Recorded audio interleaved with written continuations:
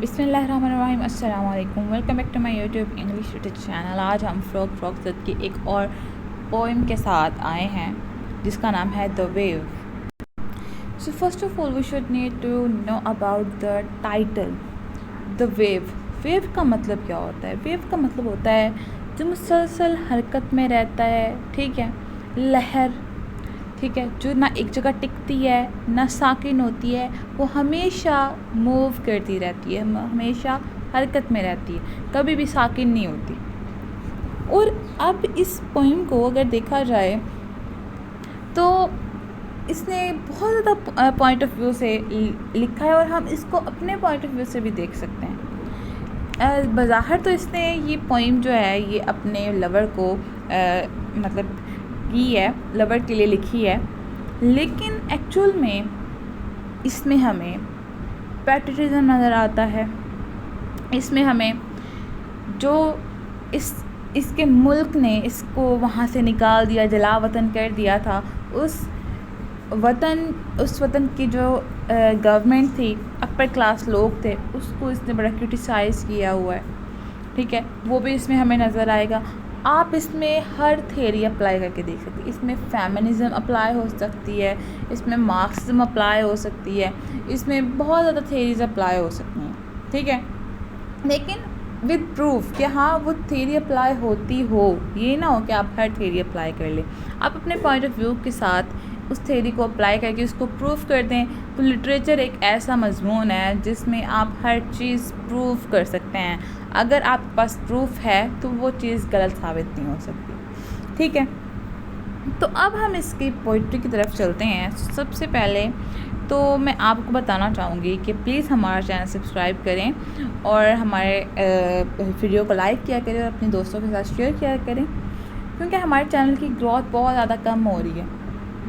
تو 75% ایسے لوگ ہیں، 75+ ہیں جو جنہوں نے سبسکرائب نہیں کیا ہوا، اور 24+ ہیں % جنہوں نے سبسکرائب کیا ہوا. تو کائنڈلی آپ سبسکرائب کر کے دیکھ لیا کریں. تھینک یو سو مچ. اب ہم اپنی پوئٹری کی طرف چلتے ہیں. To me you are a view. اب اپنے پہلے اس کے ایک پوائنٹ آف ویو سے پڑھتے ہیں، پھر اپنے پوائنٹ آف ویو اس میں ایڈ کرتے ہیں.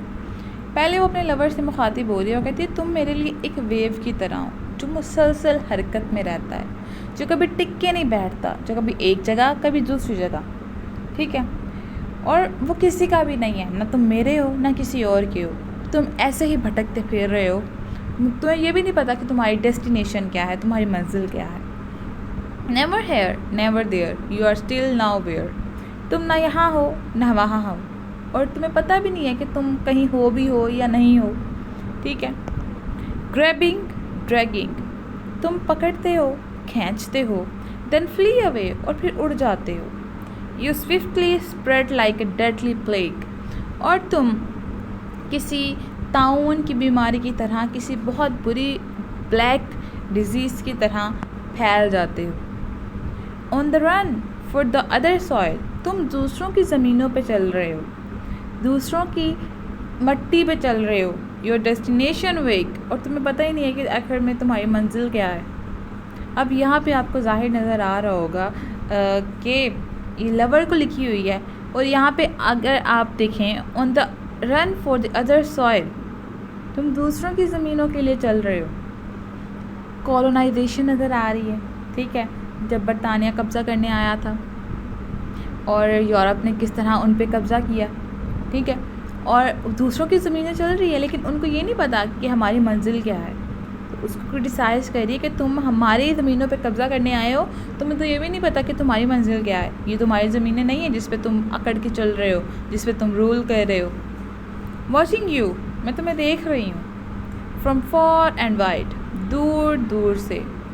ان مائی سیزڈ آئی.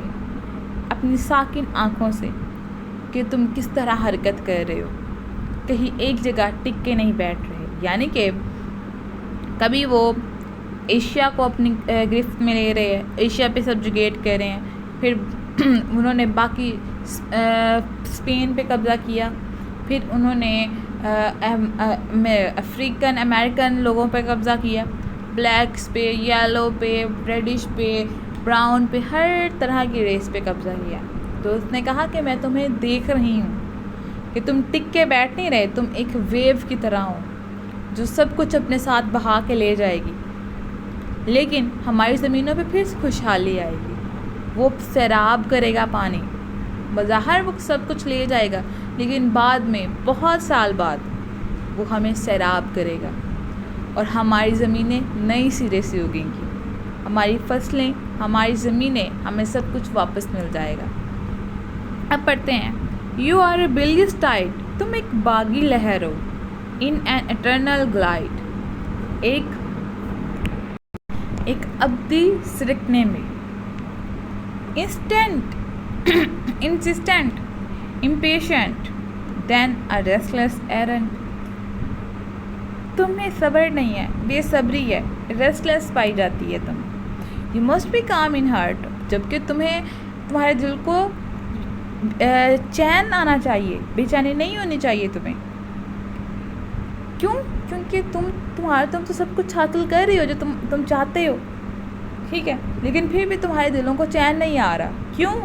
کیونکہ وہ تمہاری چیزیں نہیں ہیں جو تم لے رہے ہو، وہ ہماری چیزیں ہیں، تم بس ان کو چھین رہے ہو۔ Fretful just in act, and I now know the sea of regret in your native land۔ لیکن اب میں جان چکی ہوں، اب مجھے سمجھ آ رہی ہے کہ اب تم ایک شرمندگی کے سمندر میں ہو، وہ سمندر جو تمہارا اپنا ہے، اپنے نیٹیو لینڈ پہ۔ اب تمہیں اس لیے چین نہیں آ رہا کیونکہ اب تمہیں وہ چیزیں چبھ رہی ہیں، تمہارے دل کو چین نہیں آنے دے رہی جو تم نے ہم سے چھین لی ہیں، اور مجھے پتہ ہے کہ تم شرمندہ بھی ہو رہے ہو، تم ایک سمندر میں ہو، شرمندگی کے سمندر میں۔ Yes you are unruly tight, so always on the right in an eternal glide۔ مجھے پتہ ہے کہ تم ایک بہت بری لہر ہو جو ہمیشہ چلتی رہتی ہے، ٹھیک ہے، جو کہ ایک ایٹرنل گلائڈ میں، ابدی سرکنے میں تم ایک ایسی لہر ہو جو ہمیشہ موو کرتی رہتی ہے، لیکن تمہیں سکون نہیں آتا۔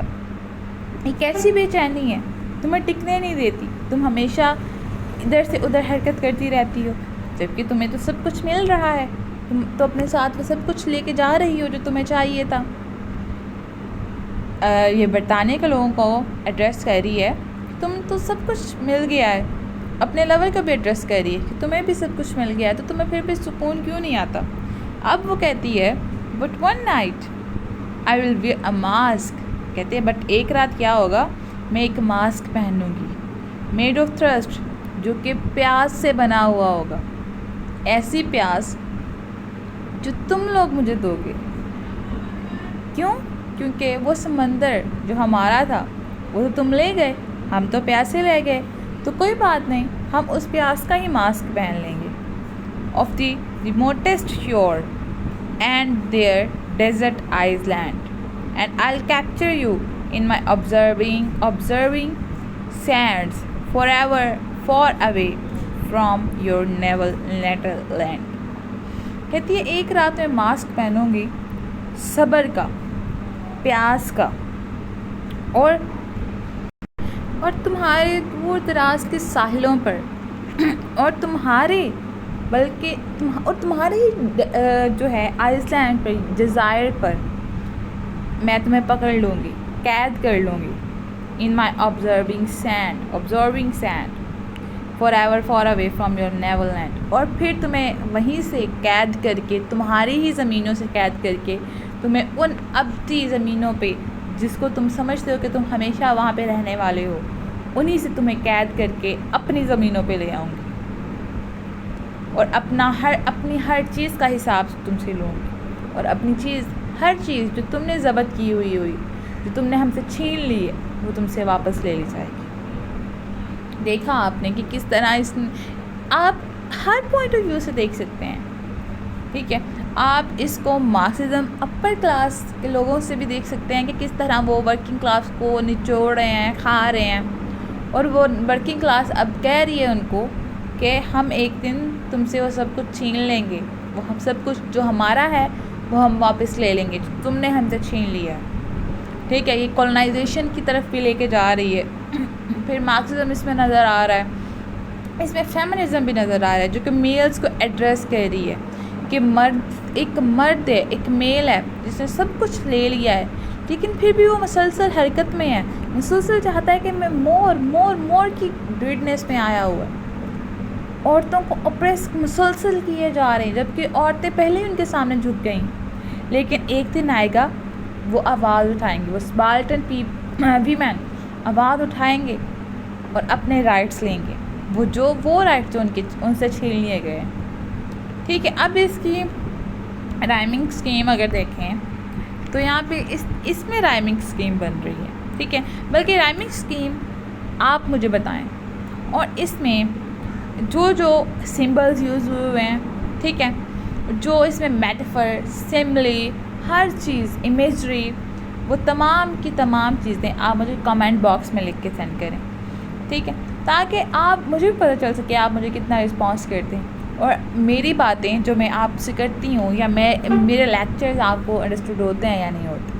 ٹھیک ہے، تو دعا میں یاد رکھیے گا. And do not forget to subscribe our channel and press the bell icon for more updates. Thank you so مچ. اللہ حافظ.